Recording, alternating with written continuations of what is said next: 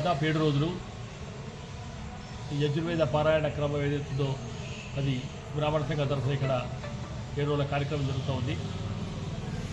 కులాలతో సంబంధం లేకుండా చేసే కార్యక్రమం కూడా సమాజ కళ్యాణం కోసం, సమాజం కోసం, ధర్మం బాగుండాలి, దేశం బాగుండాలి, సమాజ ప్రజల ఎత్తులో చాలా ఆయురారోగ్యంతో ఉండాలనే ఆలోచన విధానంతో ఈ కార్యక్రమం చేయడం జరుగుతుంది.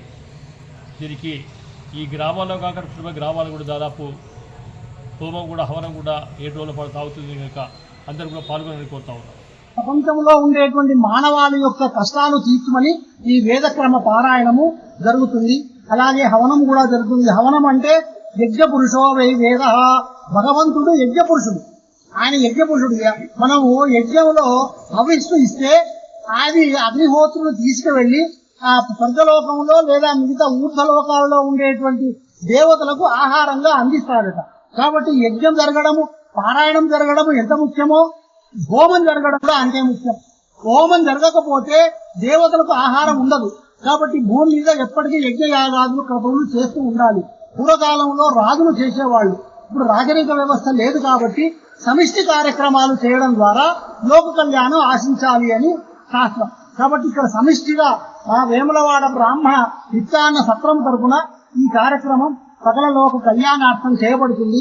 కాబట్టి ఈ వేద పారాయణ కార్యక్రమానికి ఇంకొకటి ఏంటంటే వేదము రాదు మాకు అనేటువంటిది కాదు. వేదము రాకున్నా, వేదము చదువుకోకున్నా, వేదము వింటే కొన్ని జన్మల, కొన్ని కోట్ల కోట్ల కోట్ల జన్మల పాపం నశిస్తుంది. ఇది నేను చెప్పే మాట కాదు, శాస్త్రాలు చెప్పే మాట. కాబట్టి ఆ వేదం ఘోష వినడం కూడా పూర్వజన్మ సుకృతమే. పూర్వజన్మ సుకృతం ఉంటేనే గాని ఇక్కడికి రావాలనేటువంటి ఆలోచన ఉండదు, ఇక్కడికి రావడం జరగదు, ఆ వేద ఘోష వినడం జరగదు. కాబట్టి మేము ఈ పత్రిక ఈ మీడియా ముఖంగా తెలియజేసేది అంటే దాదాపుగా ఇక్కడ ఈ మీడియా ఎవరైతే చూస్తారో వాళ్ళందరికీ కూడా ఒక విన్నపం ఏంటంటే ఇక్కడికి వచ్చి ఈ వేదక్రమ పారాయణాన్ని, వేద ఘోషను వినాల్సిందిగా మేము మనవి చేస్తున్నాము.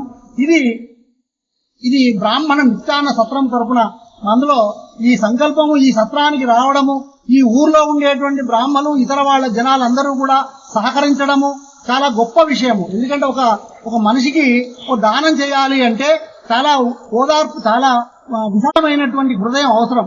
కాబట్టి ఇది చేయాలని చెప్పేసి మేము ఈ పత్రికా ఈ మీడియా ముఖంగా అందరికీ తెలియజేస్తున్నాము. ఓం స్వస్తి.